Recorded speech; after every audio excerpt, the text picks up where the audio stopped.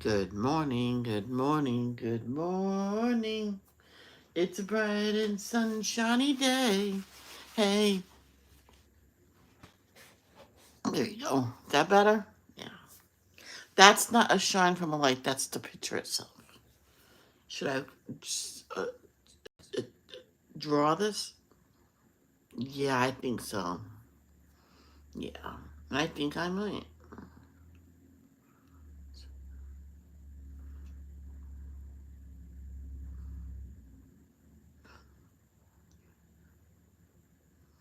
I would like this to be made for me.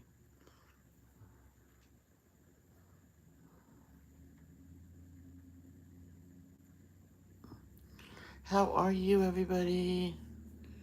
I did the next step into becoming a Jehovah's Witness.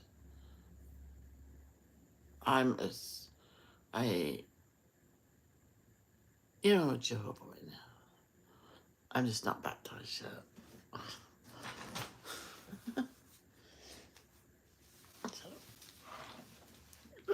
Well, I'm baptized publisher.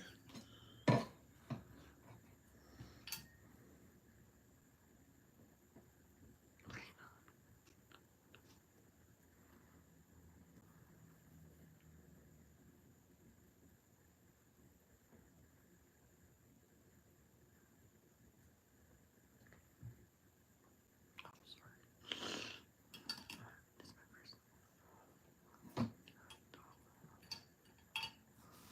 Okay, let's get started. I'm gonna get. Our Father which art in heaven, hallowed be thy name. Thy kingdom come, thy will be done in earth as it is in heaven. Give us this day our daily bread, and forgive us our trespasses, as we forgive them that trespass against us. And lead us not into temptation, but deliver us from evil. For thine is the kingdom, the power, the glory, forever and ever. Amen. Thank you, Jehovah. Thank you, Jehovah, for everything. I love you. Thank you, Jehovah, for another beautiful day on your beautiful earth. And thank you for allowing us to wake up today. And thank you for what you did for us in the past, in the present, and what you will do for us in the future. Jehovah, I really, really appreciate everything you have done for me, all the people you have put in my path, especially Perry L. Forever.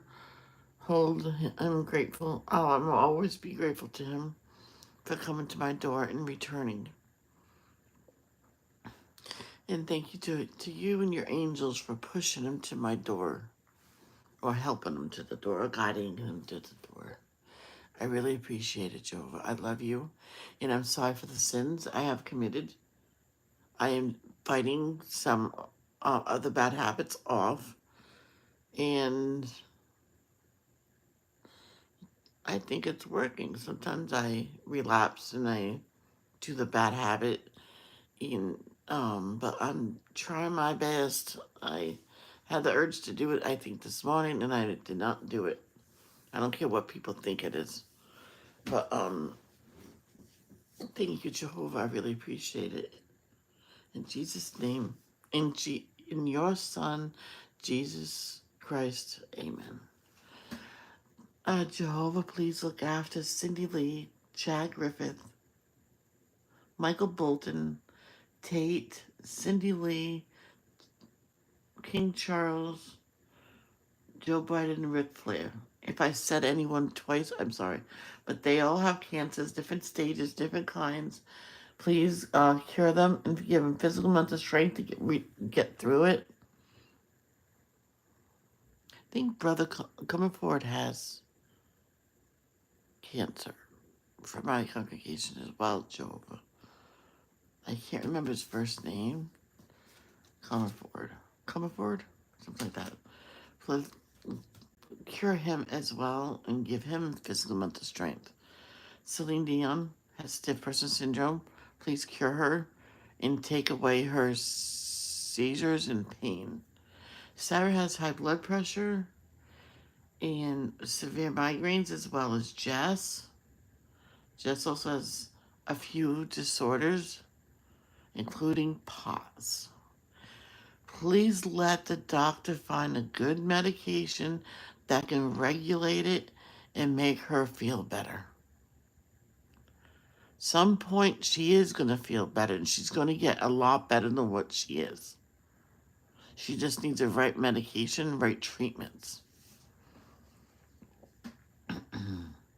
And please let her get regular sleep. She needs it. And and please let her their progress on rebuilding the bus Winnie, and so they can get that done, so they can go on the road and continue to help bless both sides of the family and help Jess's mama, and continue to help Jess. No, well, yeah, help Jess and Sarah, yes, but Jenny, Tiffany, Robin Taylor, and her brand new granddaughter, Isla Jade, Misty and her daughters Arnie, Vicky and family, Carol and family, and please keep Harmony. I think her last name's Fisher, but it's Alex Fisher's daughter. It's really stepdaughter, but daughter. Please keep her cancer free. In Jesus Christ, the Lord, amen.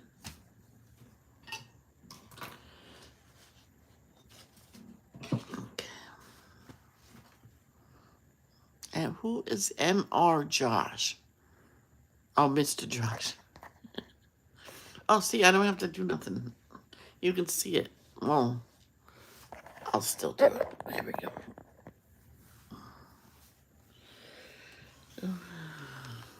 Almost 8 and I didn't start yet. Well, Sunday I'm going to have to get up really early to take my diuretics. Yeah, I think it's just best. I'll set my alarm clock really early and just sit up, take them, and then go back to bed.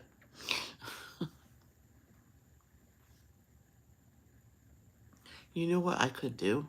Fast forward the daily text to next Sundays and have it already done and scheduled to go live. Do you know that? I know people that does that. Films multiple days all in one and then uploads it.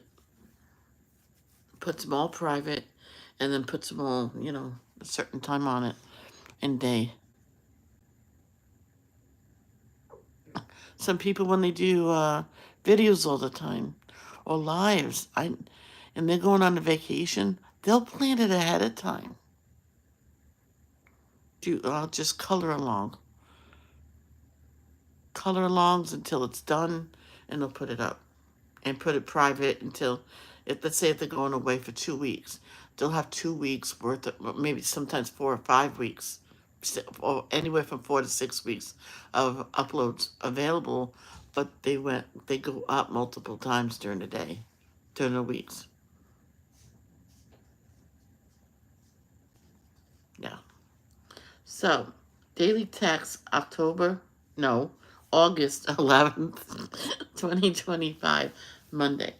Let your reasonableness become known to all men. Philippians chapter 4, verse 5 reads exactly what it says here, but it has something else on it.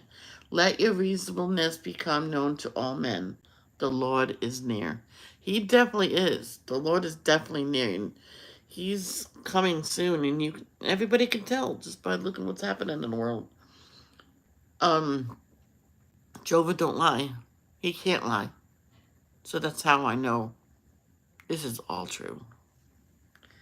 Jesus imitates Jehovah's responsibleness. He was sent to earth to preach to the lost sheep of the house of Israel. But he showed reasonableness in carrying out the assignment. On one occasion, a non-Israelite woman begged him to heal her daughter who was cruelly demon-possessed.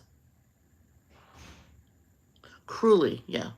Jesus compassionately did as the woman asked and healed her daughter. Matthew chapter 15, 21 through 28. Leaving there, Jesus now went into the region of Tyre and Sidon. And look,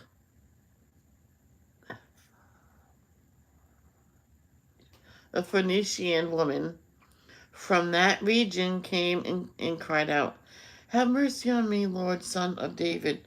My daughter is cruelly demon-possessed." But he did not say a word in answer to her. So the disciples came and began to urge him, "Send her away. Send her away, because she keeps on crying out after us." He answered, "I was not sent to anyone except to the lost sheep of the house of Israel." But the woman came and did obedience to him, saying, "Lord, help me." In answer, he said, "It is not right to take the bread of the children and throw it to the dogs." She said, "Yes, Lord, but really the little dogs do eat of the crumbs fallen from the table of the masters." Then Jesus replied to her, "O woman, great is your faith. Let it happen to you as you wish." And her daughter was healed from from that hour on. Wow. Consider another example. Earlier in the month, Jesus declared, "Whoever disowned me, I will also disown him." So in other words, what does that say, guys? Jehovah will never abandon you unless you abandon him. There's an actor that was once a Jehovah's Witness. He's an atheist now, which I feel sorry for him. Consider another example.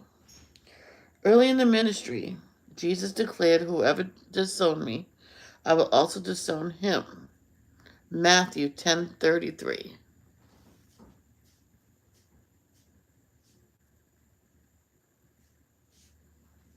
"But whoever disowns me before men, I will also disown him before my Father who is in the heavens."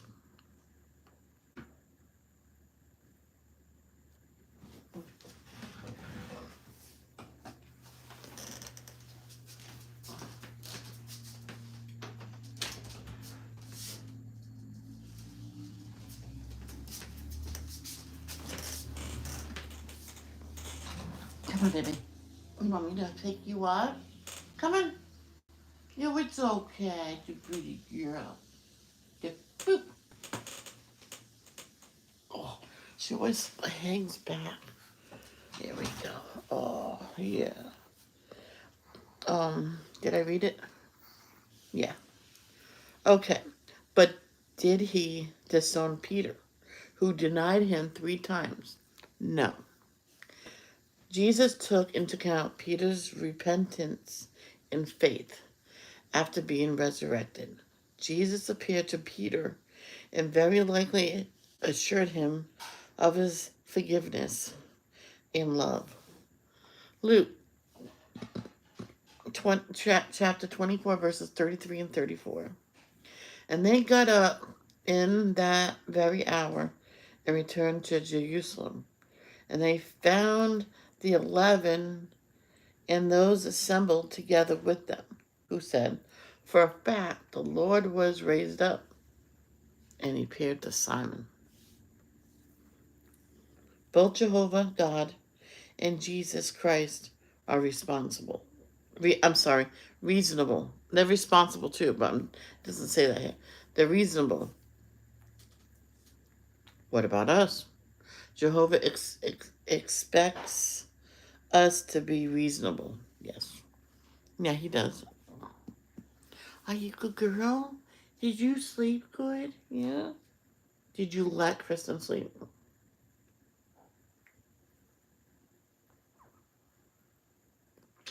Did you like having your monkey in bed with you? It's always good to sleep with someone. Yes. Yes, I sleep with my fishy pillow and my teddy bear. Yes, I do. This teddy bear is old. It is older than me, probably.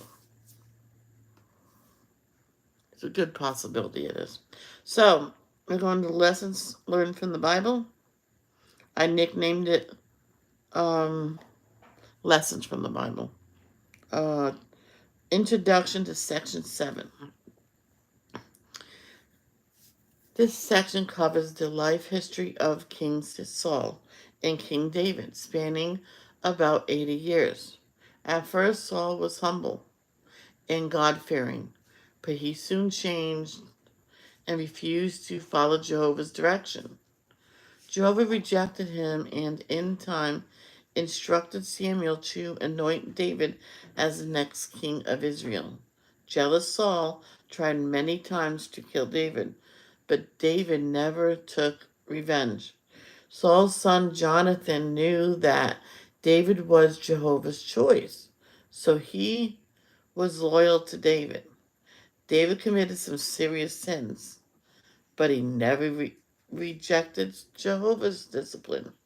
If you are a parent, help your child to see the importance of always supporting God's arrangements. Key lessons. Our loving obedience is the most important thing that we can give to Jehovah. 2. Do not take revenge, but wait on Jehovah to correct injustices. 3. If we commit a serious sin, we should not try to hide it. No. You talk to an elder or someone in a congregation, a friend that understands. You know what I mean? Yeah. Now, that's my hand. Is that right? Yeah. I like to circle when I write in my notebook, lesson 39 or whatever. I like to circle the number. Israel's first king.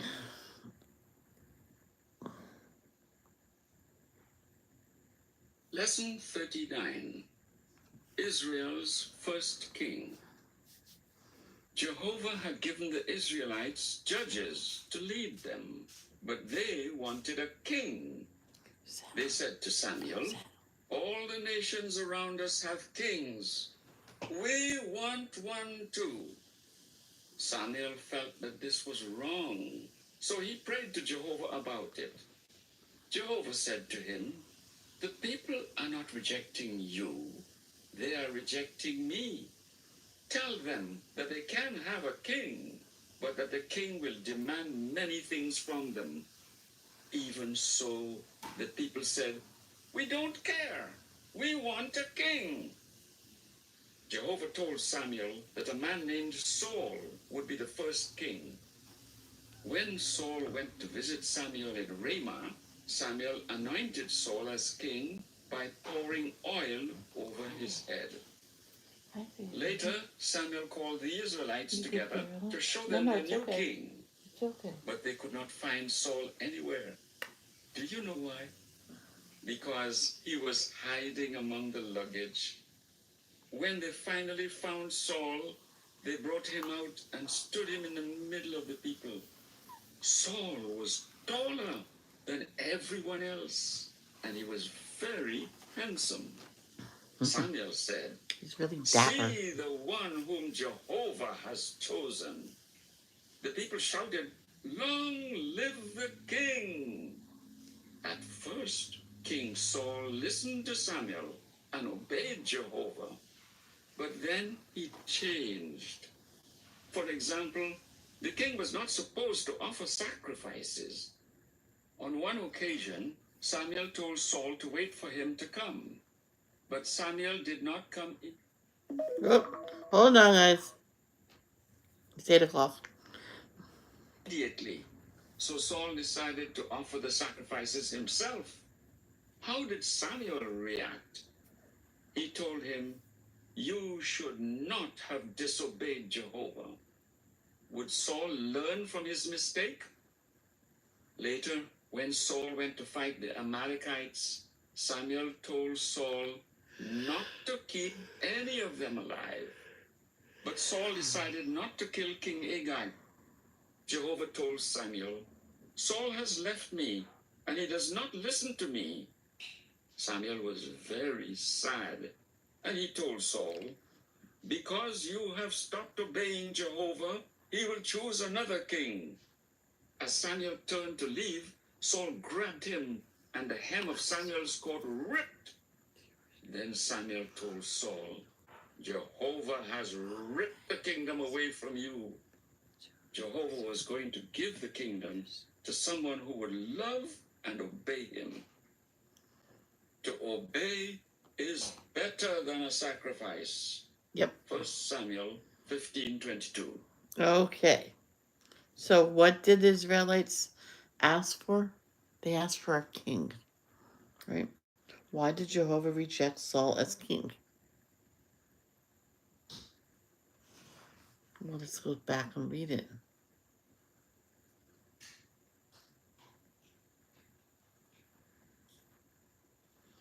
Um,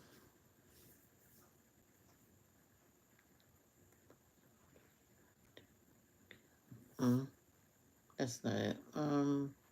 Hold on.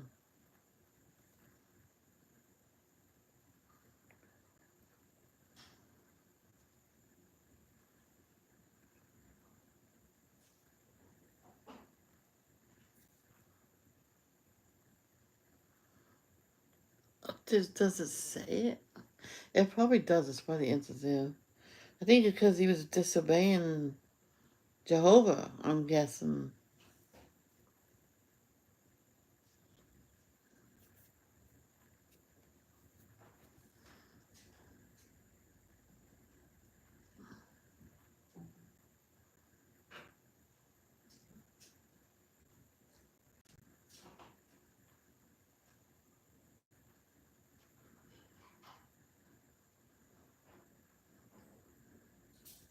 Yeah, it looks like he he disobeyed Jehovah several times, bad. And that's probably why he was rejected as king. Would you want a king like that? No. So this is 1 Samuel chapter 1. No. 1 Samuel chapter 8, verses 1 through 22. I'll let them read it, because they're faster and better, and you can understand what they're saying. Chapter 8. When Samuel had grown old, he appointed his sons as judges for Israel. The name of his firstborn son was Joel, and the name of his second, Abijah. They were judges in Beersheba. But his sons did not walk in his ways. They were inclined to pursue dishonest profit, they accepted bribes, and they perverted justice. In time, all the elders of Israel gathered together and came to Samuel at Ramah. They said to him, Look, you have grown old, but your sons are not walking in your ways. Now appoint for us a king to judge us, like all the other nations. But it displeased Samuel when they said, Give us a king to judge us. Then Samuel prayed to Jehovah, and Jehovah said to Samuel, Listen to everything the people say to you, for it is not you whom they have rejected, but it is I whom they have rejected as their king. They are doing just as they have done from the day I brought them up out of Egypt until this day. They keep forsaking me and serving other gods, and that is what they are doing to you. Now listen to them. However, you should solemnly warn them. Tell them what the king who rules over them will have the right to demand. So Samuel told the people who were asking him for a king all the words of Jehovah. He said, This is what the king who rules over you will have the right to demand. He will take your sons and put them in his chariots and make them his horsemen, and some will have to run before his chariots. And he will appoint for himself chiefs over thousands and chiefs over 50s, and some will do his plowing, reap his harvest, and make his weapons of war and equipment for his chariots. He will take your daughters to be ointment mixers, cooks, and bakers. He will take the best of your fields, your vineyards, and your olive groves, and he will give them to his servants. He will take the 10th of your grain fields and your vineyards, and he will give it to his court officials and his servants. And he will take your male and female servants, your best herds, and your donkeys, and he will use them for his work. He will take the 10th of your flocks, and you will become his servants. The day will come when you will cry out because of the king you have chosen for yourselves, but Jehovah will not answer you in that day. However, the people refused to listen to what Samuel told them, and they said, "No, we are determined to have a king over us." Then we will be like all the other nations, and our king will judge us and lead us and fight our battles. After Samuel heard all the words of the people, he repeated them in the hearing of Jehovah. Jehovah said to Samuel, "Listen to them, and appoint a king to reign over them." Samuel then said to the men of Israel, "Each of you should return to his city." Oh, that's it. Okay. So, they simply explained everything that we read. So, some people say, well, you don't read from the Bible. You read from a book. I went, the book is written from the Bible. We still read the Bible. Okay. So, the next one is, now these are all from 1 Samuel. So, this one is chapter 9, verses 1 and 2. There was a man of Benjamin named Kish, the son of, that's not Abel, it's Abiel, the son of Zerah, son of Bechorath, son of Aviah, a Benjaminite, and a very wealthy man. He had a son named Saul, who was young and handsome.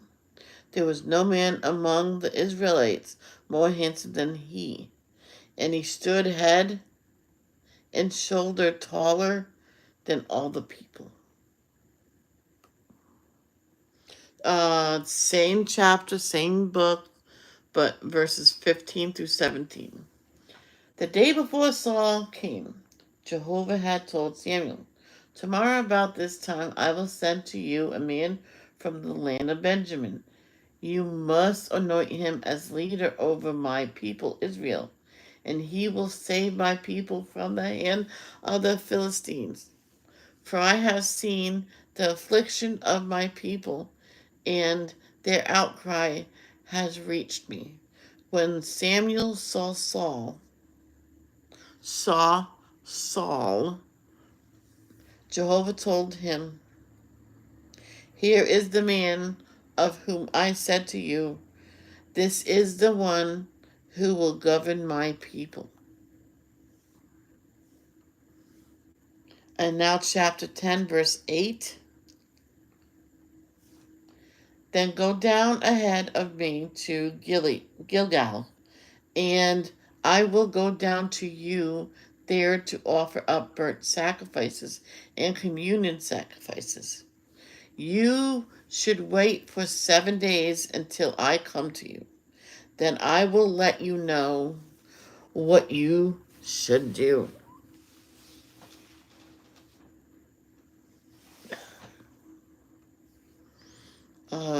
Same chapter, same book, but verses 20 to 24. So Samuel had all the tribes of Israel draw near. Oh, I haven't been explaining them. I'll do that. Oh my gosh. So, like I said, the first set, chapter 8, verses 1 through 22, they were explaining everything that was said in the story. Okay. So, chapter 9, 1 and 2 explained about there was a man from Benjamin named Kish. And they were saying his son, then his son, and keep going down until they get. So, and then it got to Saul and everything and how tall he was. 15 through 17, they were talking to Samuel that Saul was coming and he must be anointed. So, as leader.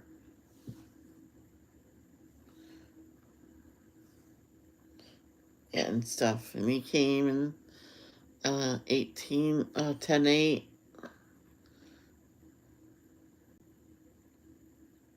They was talking about them going to Gilgal to offer up sacrifices and communion sacrifices. 20-24.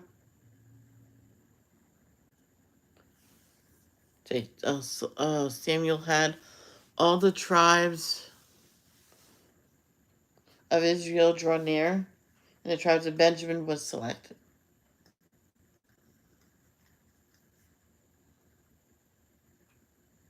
Then he had the tribes of Benjamin draw near by his families, and the family of the Matarites was selected. Finally, Saul, the son of Kish, was selected, but then they went to look for him.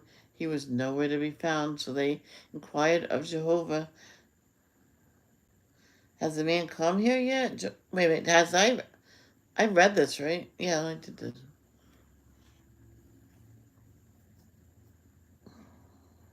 Have I read this yet?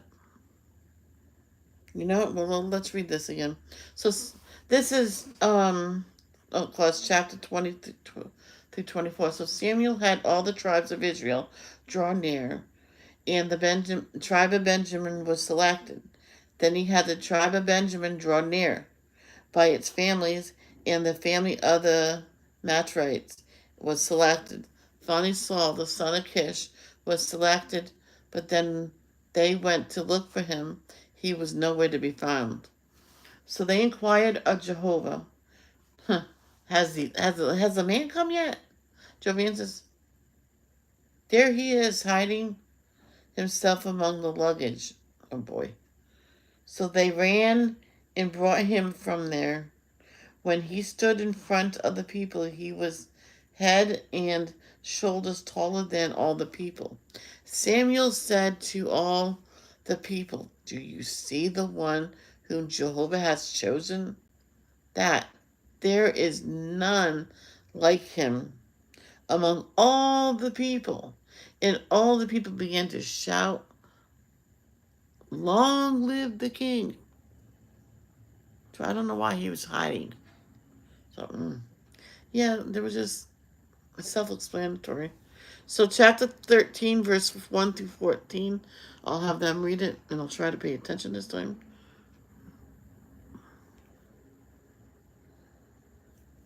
Chapter 13. Saul was years old when he became king, and for 2 years he reigned over Israel. Saul chose 3,000 men out of Israel. 2,000 of these were with Saul at Michmash and in the mountainous region of Bethel, and 1,000 were with Jonathan at Gibeah of Benjamin. He sent the rest of the people away, each one to his tent. Then Jonathan struck down the garrison of the Philistines that was in Geba, and the Philistines heard about it. And Saul had the horn blown throughout all the land, saying, Let the Hebrews hear. All Israel heard the news. Saul has struck down a garrison of the Philistines, and now Israel has become a stench among the Philistines. So the people were summoned to follow Saul at Gilgal. The Philistines also gathered together to fight against Israel, with 30,000 war chariots and 6,000 horsemen, and troops as numerous as the grains of sand on the seashore. Wow. And they went up and camped in Michmash to the east of Beth-aven. And the men of Israel saw that they were in trouble, because they were hard pressed. So the people hid in the caves, the hollows, the crags, the cellars, and the cisterns. Some of the Hebrews even crossed the Jordan to the land of Gad and Gilead. But Saul was still in Gilgal, and all the people following him were trembling. He continued waiting for 7 days until the designated time that Samuel had set. But Samuel did not come to Gilgal, and the people were scattering from him. Finally Saul said, Bring to me the burnt sacrifice and the communion sacrifices. And he offered up the burnt sacrifice.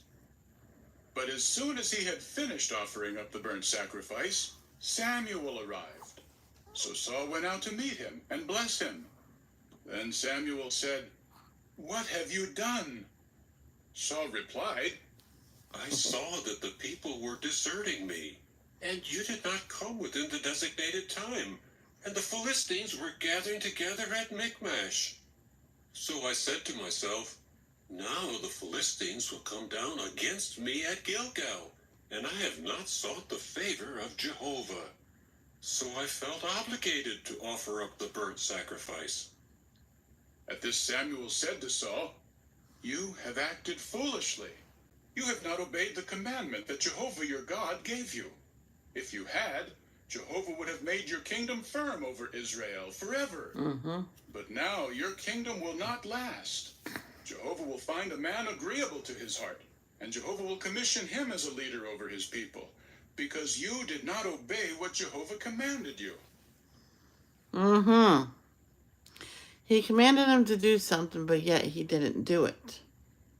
What does it tell you? Do what Jehovah says. Things will work out good for you. Okay? That makes me feel privileged to even live on Jehovah's earth. Why don't we just take care of it, right? Chapter 15, 1 through 35.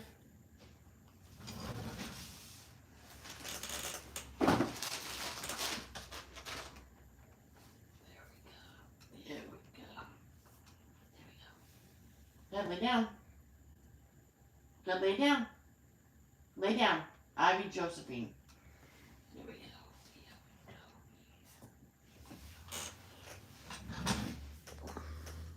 She could probably get better sleep if she just lays in the bed.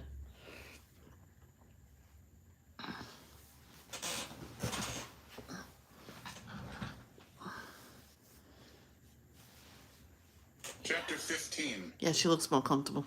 Then Samuel said to Saul, "Jehovah sent me to anoint you as king over his people Israel. Now listen to what Jehovah has to say. This is what Jehovah of armies says. I will call to account the Amalekites for what they did to Israel when they opposed them along their way coming up from Egypt. Now go and strike down the Amalekites and devote them to destruction, along with all that they have. You must not spare them. You are to put them to death, man as well as woman, child as well as infant, bull as well as sheep, camel as well as donkey." Saul summoned the people and counted them in Telaim. There were 200,000 foot soldiers and 10,000 men of Judah. Saul advanced as far as the city of Amalek and set an ambush by the valley. Saul then said to the Kenites, Go, depart from among the Amalekites, so that I do not sweep you away with them. For you showed loyal love to all the people of Israel at the time they came up out of Egypt. So the Kenites departed from the midst of Amalek. After that, Saul struck down the Amalekites from Havilah as far as Shur, which is next to Egypt. He caught Agag, the king of Amalek, alive, but all the other people he devoted to destruction with the sword. However, Saul and the people spared Agag and the best of the flock, the herd, the fattened animals, the rams, and all that was good. They did not want to devote them to destruction. But all the goods that were worthless and unwanted, these they devoted to destruction. Then the word of Jehovah came to Samuel. I regret that I have made Saul king, for he has turned away from following me, and he has not carried out my words. Samuel became very upset, and he kept crying out to Jehovah all night long. When Samuel got up early in the morning to meet Saul, Samuel was told, Saul went to Carmel, and there he erected a monument for himself. Then he turned around and went down to Gilgal. When Samuel finally came to him, Saul said to him, May Jehovah bless you. I have carried out the word of Jehovah. But Samuel said, Then what is this sound of the flock in my ears, and the sound of the cattle that I hear? To this Saul said, They were brought from the Amalekites, because the people spared the best of the flock and the herd for sacrificing them to Jehovah your God. But what was left, we devoted to destruction. At this Samuel said to Saul, "Stop. Let me tell you what Jehovah said to me last night." So he said to him, "Speak." Samuel continued, "Were you not insignificant in your own eyes when you were made head of the tribes of Israel, and when Jehovah anointed you as king over Israel? Jehovah later sent you on a mission and said, 'Go and devote the sinful Amalekites to destruction. Fight against them until you have exterminated them.' So why did you not obey the voice of Jehovah? Instead, you rushed greedily toward the spoil and did what was bad in the eyes of Jehovah." However, Saul said to Samuel, But I have obeyed the voice of Jehovah. I went on the mission to which Jehovah sent me, and I brought back Agag, the king of Amalek, and I devoted the Amalekites to destruction. But the people took sheep and cattle from the spoil, the best of what was devoted to destruction, to sacrifice to Jehovah your God at Gilgal."